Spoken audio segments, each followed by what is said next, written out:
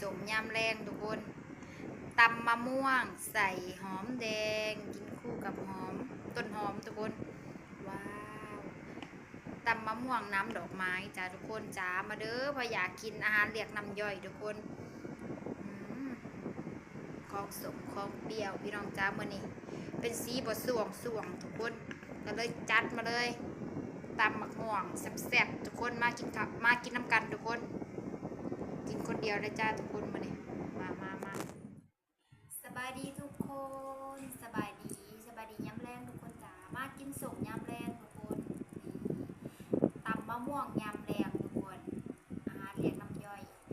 สมเขียวเป็นสีบดสวงก็เลยจัดมาเลยตำมะม่วงน้ำดอกไม้มาทุกคนเพราะว่าไรยังห่างกินกันเลยไล่แตก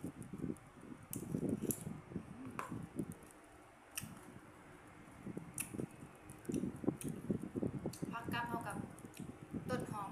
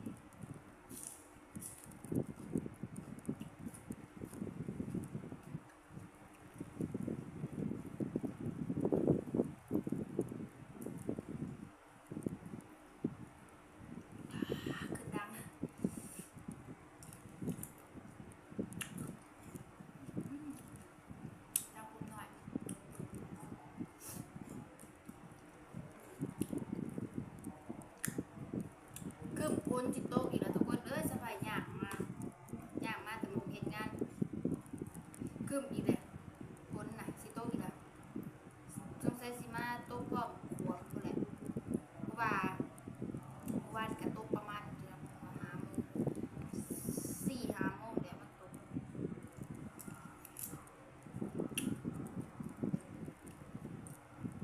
มันนี่กันสิประมาณนั้นแหละเพราะว่านี่ซักเครื่อง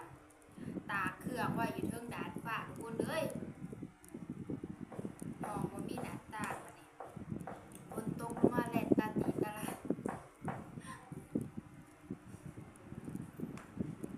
แล่นขึ้นดาดฟ้า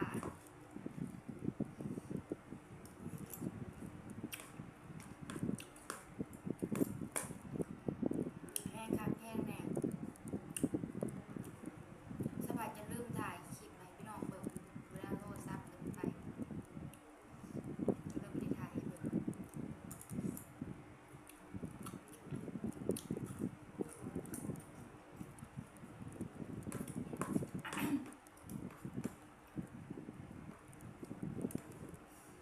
แต่ก็บ่ได้ตกแต่อยู่พี่ได้ทุกคนอยู่บ้านเฮาก็ตกคุณยายว่าฝนตก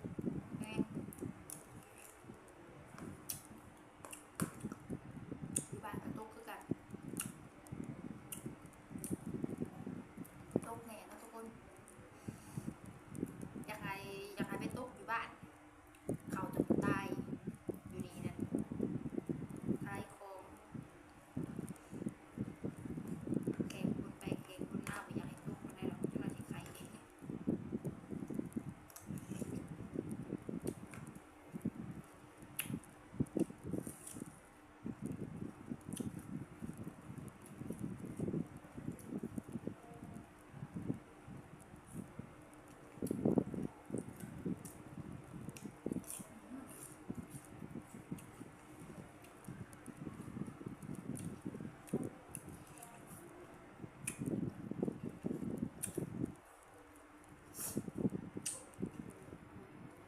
ขึ้นดำขึ้นตาเลยทุกคน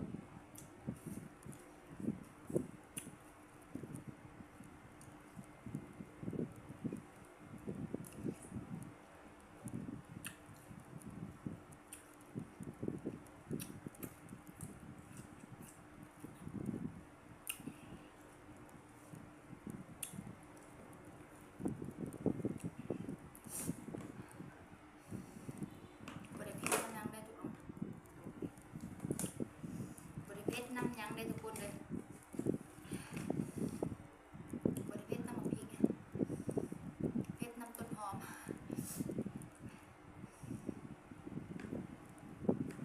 ขึ้น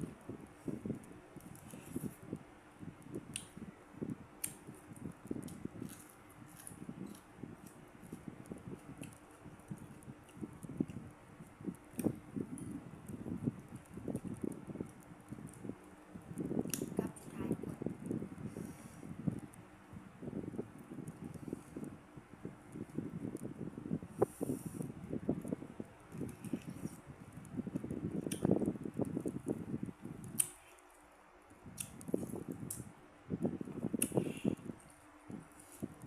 ครับสวงเลยทุกคนเอาละจ้าทุกคนสบายกันจะได้จบคลิปแบบเพียงเท่านี้ก่อนเด้อฝากกดไลค์กดแชร์กดติดตามเพื่อเป็นกำลังใจ